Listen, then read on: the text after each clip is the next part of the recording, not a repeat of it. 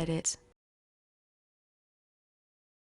I just want to congratulate you on this because I thought you did a bang-up job. You were really, really good in this film, and it's very, very funny. I mean, so absurdly crazy that it's hilarious. Mm-hmm. Was that kind of your reaction when you read the script initially? Yeah. That puts it into words. Yeah, that's great. I read the script and I was like totally blown away just by like the premise and like, you know, how extreme it is with the cult and everything. But then like the one-liners and the relationships, I thought, wicked, you know, like. Crazy. And as if kids don't have enough to worry about these days, now they have to worry about being sacrificial lambs because they're virgins. Is this a good message to put out to teens? I think it, and I realized it watching it for the third time last night. I'm starting to pick up things now, like subtle things, you know. I think there are a lot of interesting messages in there.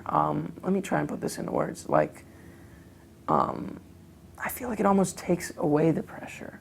Like it kind of almost makes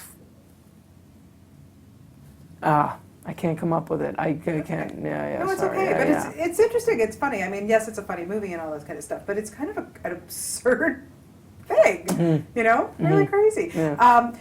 Looks to me, even just watching this movie, you guys had way too much fun making it. Yeah, that's exactly how I'd put it too. Yeah. We had too much fun. I'd say it felt like we were having so much fun. It was like we were misbehaving at times. Which we might have actually been misbehaving at times, actually. But like we just got along so well. It was so easy to like, you know, put it on the screen, like in scenes. It was just easy. And you and Daryl, obviously good buddies. Yeah. We'd known each other for 2 years before. So you weren't even acting there. I mean, the chemistry between the two of you, because you have a little scene in the jail, which I'm not going to give it away. But dudes, how did you even get through without laughing hysterically? Yeah, I think it was because it was probably 5 a.m. or something, like, and we'd been up for 12 hours, so I don't know, because we didn't crack up as much as we should have probably. We were taking it really seriously that day, actually. When he pulled down his pants in front of me, I did not crack a smile. I don't remember, like, you know, being in that, like, giggle mood, but the giggling was always highest with John Doerr on the set. Oh, you just had because I was asking. Here's John. I mean, he's Mr. Like whatever. But yes, another funny person. Yes. Having him as your dad. Yeah. That's a bit. It was great. Yeah, our scenes together were hilarious. There were a lot of times where we had to just start again. You know, like when we'd crack up. He'd crack me up when I was off screen, and when he was on screen, it was hilarious. He's too funny. He'd say stuff beforehand that would like get you already, it was already screwed because in between the take, he'd say something so funny that you were thinking about only that, and then you had to keep a straight face, and it just doesn't work. And straight face? What about Carere? I mean, oh my God, he is so funny in this movie. Yeah, he's fantastic, yeah, totally. John probably told you about like the teeth he brought in and all that. John really loves Carere. Yeah, he couldn't say enough stuff about him. Yeah, he was great. Yeah, I mean, all together, you guys did such a great job. So what was your most awkward teenage moment? Oh, my most awkward teenage moment. Growing up in Woodbridge. Come on, you have to have something. I know. I should have prepared this one. This one's like obvious. An embarrassing girl story. Oh yeah, you must have a few. I've got to have a few of those. Let's think. Come on, I'm sure the girls are clamoring all over you. No.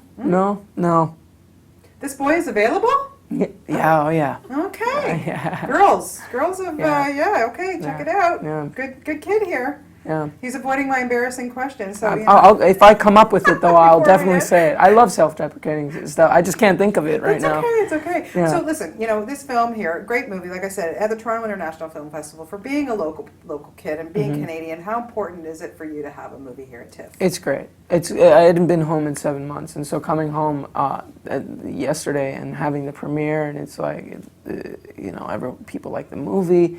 It was a lot. It was great seeing my friends and family in the theater, you know what I mean? It was, I couldn't ask for anything more. Really. Are you good with magic tricks, or did you have to learn from I had to learn, yeah. I remember looking up videos and stuff on how to like do I don't even know what that's called anymore, but the shuffling and stuff. I don't have good fingers for it either, so I had to work on that.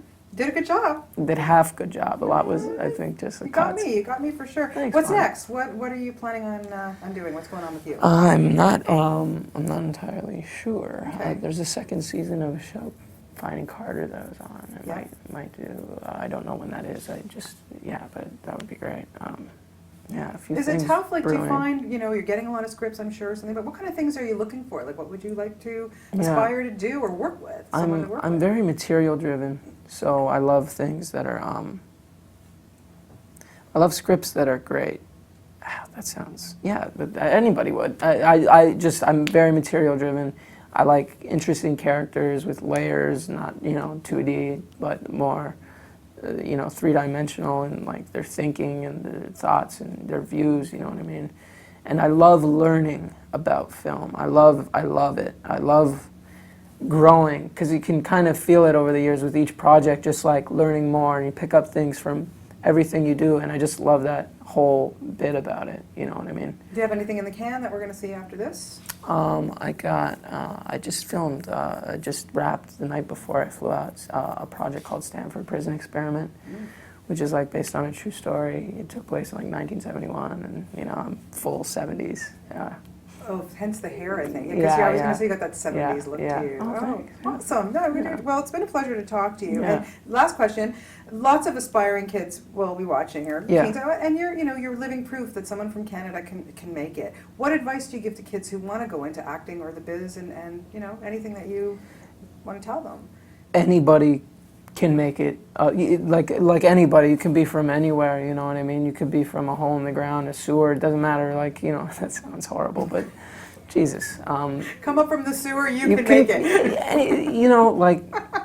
I think perseverance is really important. Like not giving up, because it doesn't happen like overnight, where you get an audition, even get an agent, or get a movie or TV, anything, a commercial. Anything, it won't happen overnight. And I think it's really easy to say, oh, it didn't work the first time. Or like, that guy didn't like my performance, in my acting class, I'm gonna stop doing it. I don't think that's gonna get you where you wanna be. If you wanna do it, you gotta persevere. You gotta have thick skin. You've gotta be able to be laughed at by people, not only in the industry, but your friends, or just people where you're growing up, You can't be embarrassed, and you got to commit. You've got to love it too. You got to love it, Well, I you think. obviously do, that's for sure. So Yeah, I really love it. Yeah. which is great. And you did a really good job in this. It's a really Thanks, fun Bonnie. film. Thanks. Appreciate it, and thank you for your time.